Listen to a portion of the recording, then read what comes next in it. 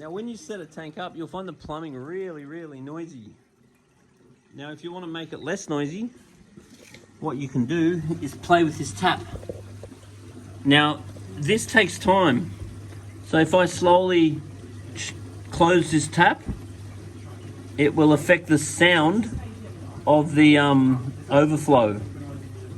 Now what, you got to give it time though, because you want to touch the tap, then you want to give it some time to settle, and then move it a bit, and then give it time to settle, and then move it a bit, and then give it time to settle. So at the moment, it's completely open, but if we slowly close this tap, it will decrease that sound. So I'm just closing it a bit. But the way you really want to do it is close a bit, wait, close a bit, wait, close a bit, wait, and close a bit, wait, until we're happy with the sound. And over time, the plumbing will get quieter as the good bacteria forms inside the pipe and almost acts like a lubricant in the pipe. The pipe is going to have very high friction at the start, and it'll be super noisy. So over time, it will get much quieter. And once I shut this tap off a bit more,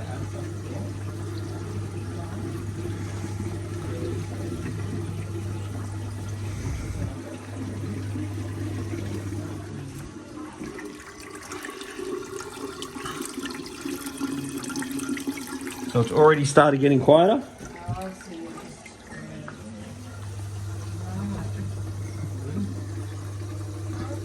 But you got to play with this. You don't just set it and it suddenly get quiet. You do have to play around with that tap until you find a good balance of that level that's in here to make sure it's silent. So you can hear now that it's just gone down a lot in its sound until you get it nice and quiet. I get to drill some holes in the caps of the dosing pumps, dosing line for the dosing pump. So we want to just whack a hole in it. That went really well, didn't it? Just so we can run the air line into the bottles. So now we're just setting up the app for the light, and we're just setting up the setting, and there's various presets you can use. And you can set when the light turns on and when the light turns off. And if you don't have coral in the tank, the less the light is on, the less algae you get. If you do have coral in the tank, you really want about 8 to 12 hours of light. Any tank that you set up is going to have these bubbles all over the glass when you first set it up, just due to high surface tension of the glass. And you can just give them a wipey wipe and they're gone. Or just leave them and then they'll dissolve into the water in no time. Hey dog. Now this thing here is called a dosing pump. And what the dosing pump does is administer supplements into the aquarium as needed. So at the moment we have calcium, magnesium and alkalinity, which is your building blocks of your corals. And then we have some phosphate remover. And we will test the calcium, magnesium and alkalinity, and we can set this dosing pump so over time, as we test the water, we can basically calibrate how much of this is going in to suit this particular aquarium. And over time, as we get more and more corals, the demand on this tends to increase. When the tank's new, the demand on these are not high. As we get more stock in the tank, then we'll have to reset these and just slowly raise the setting. We've also got some marine pure media in there as well, and obviously our protein skimmer.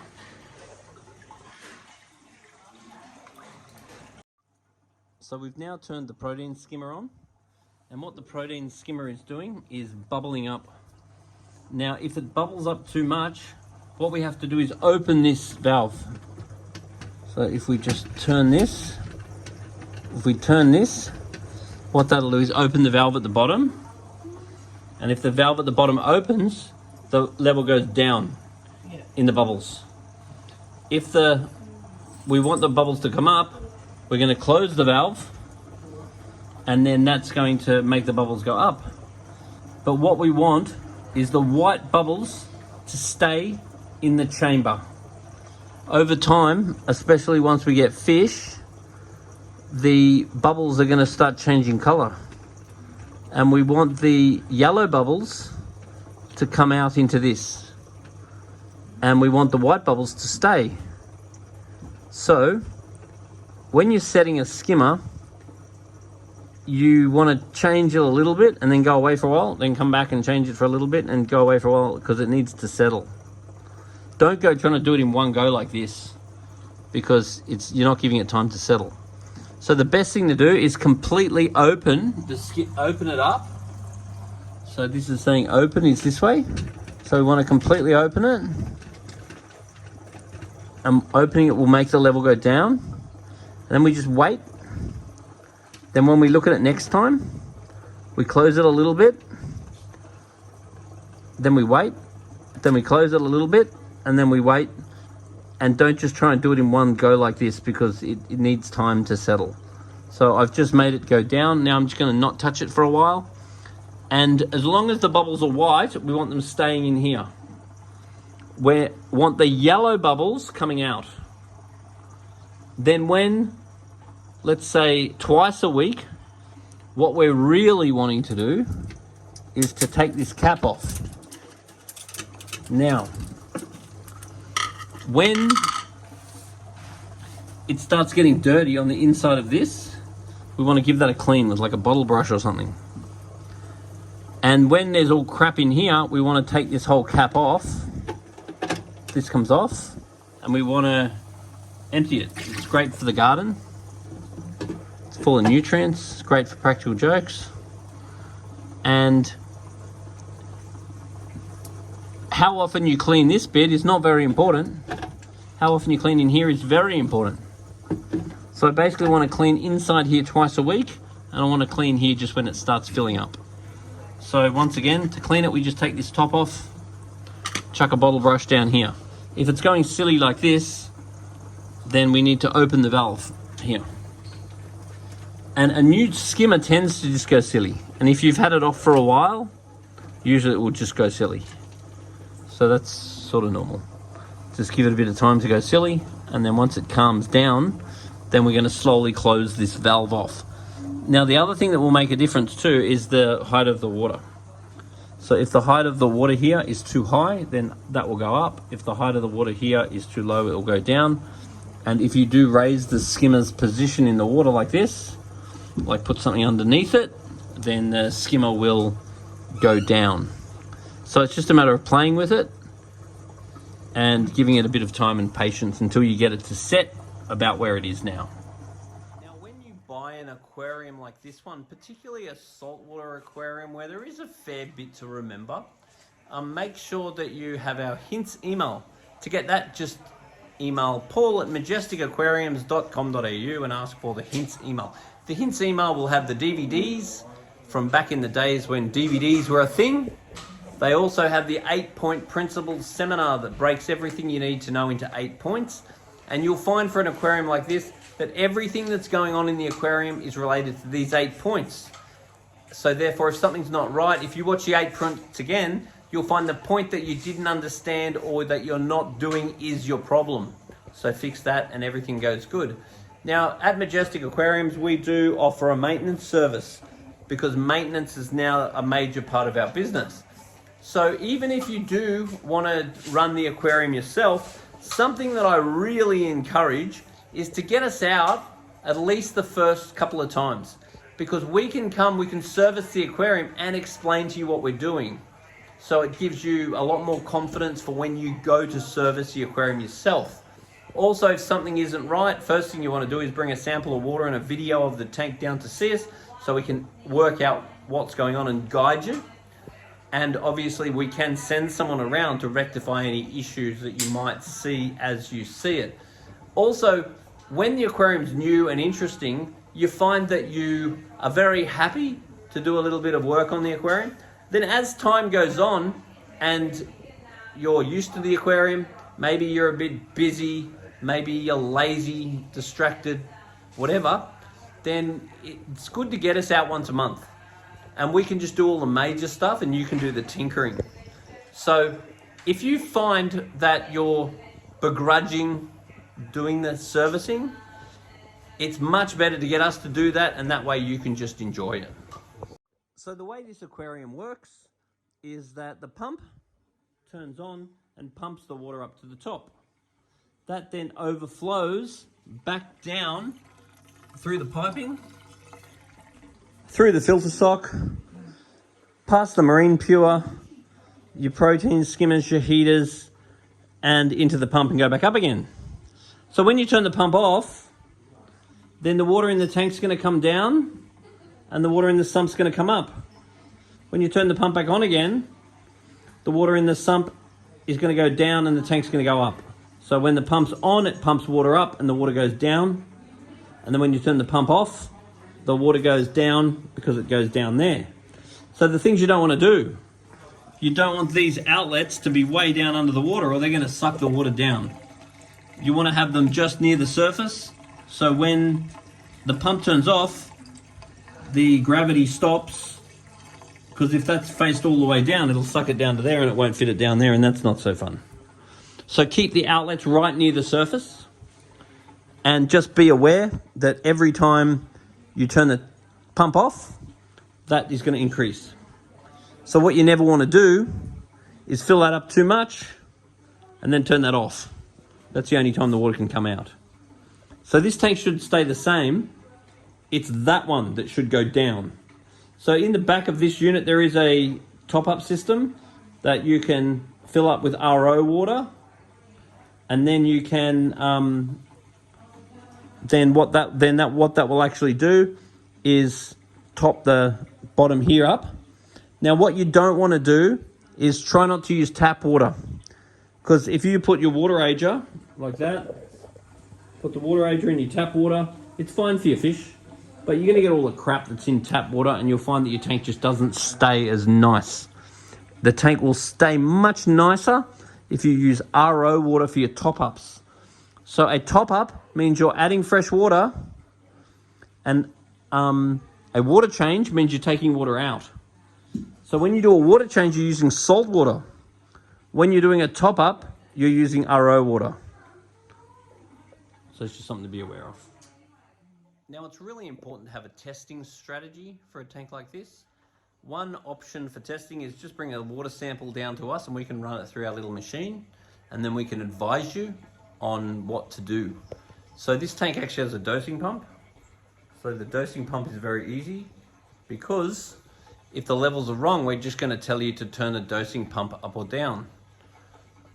If you don't have a dosing pump, it's up to you to supplement, which is something else that you've got to remember.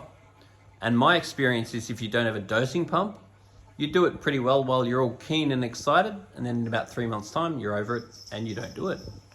So the quality of your tank is exactly equal to your water quality last month. So the way this tank works is if you get a dosing pump and you stabilize your water, you find you go through phases. Phase where you're really into your tank and you're really looking after it and it looks great. Then you go through a phase where you're too busy, too stressed, too drunk, whatever your issue is, and you're not looking after your tank. I'm talking to you. And so what happens is you're not looking after your tank so well, and then you're not doing what you know you should do. And even worse than that, you think you are, but you're not. So how well your tank looks now is because of your water quality last month. How your water or how your tank looks next month is exactly due to your water quality now. So you can either bring a sample down to us on a regular basis and get us to test it, which is what sort of most beginners do. But then as you get more experience, you don't want to be running down the shop all the time. You really want to get your own test kits. And you want to look at what brand of test kits you use, because some of them are real fancy and they're a pain in the neck to test, and some of them are a bit too simple and they're not accurate. Personally, I tend to use the JBL ones because I find they're relatively accurate, but they're also easy to test. And I really like the container they come in. It looks cool. So once this tank is all up and running, then what's going to happen is it'll start becoming biologically active. And the first thing that will tend to happen is you'll get this light brown stuff growing everywhere that will annoy you. And then as the silicates reduce, then that tends to go away. And then it will tend to go green. And you're not going to be too impressed with either of these because these are phases as the tank matures. The brown, you're not going to be impressed. The green, you're not going to be impressed. But then after a series of months, once your tank settles down and your levels are right, then you'll start to get the beautiful purple coralline. And that's sort of a few months down the track. And if your levels are good, that's when you start getting the coralline. You're not going to go getting it at the start, and you're not going to go getting it when your levels are wrong. And it is good to get a bit of it into the tank once everything's stable, whether you get a couple little pieces of live rock or make sure you get some corals that have got some coralline on it, because the key is to stabilize the aquarium so the water quality is good and your coralline is growing. If your coralline is growing, then we're in business. And getting like a good algae magnet or something for cleaning the glass is a good thing because it makes your life easy. Get a good flipper or something like that and give it a little run over, and you need to do that at least once a week. And then at least once a month you want to do a bit of a gravel clean. And you do that while you do a water change with your gravel cleaner. So feeding your fish about 5 times a week. Cleaning your glass at least once a week. Cleaning your skimmer twice a week. Cleaning your filter sock once or twice a week. Doing a water change monthly. And doing tests every sort of 2 to 4 weeks. Now, dispersing out and just doing a little bit on a regular basis is the key. It is much better to run the tank by, even if you just try and tinker and go, right, every day I'm going to do something. Today, I'll just quickly clean the filter sock, takes 2 seconds. Today, I'm just going to quickly do the skimmer, that takes 2 seconds. So you'll find the tank does best if you give your fish a little bit of a feed, check everyone's okay, and do one quick thing. One day, give the glass a little clean, and that makes keeping a tank really easy. If you don't get in the habit of doing a small amount regularly, then it tends to bank up. And it is not the case where, okay, you're going to spend like half an hour a week like looking after your tank, but half an hour a week doesn't mean 2 hours a month, because half an hour a week will maintain the tank much better than 2 hours a month, because you'll find it turns into a lot more. Small regular maintenance is the key. And the other key is observation. Get back to us and let us know if there's anything going on that you're concerned about. So we're very excited that our Majestic Aquariums show bags have arrived with our new logo, Majestic Aquariums, the fish tank people.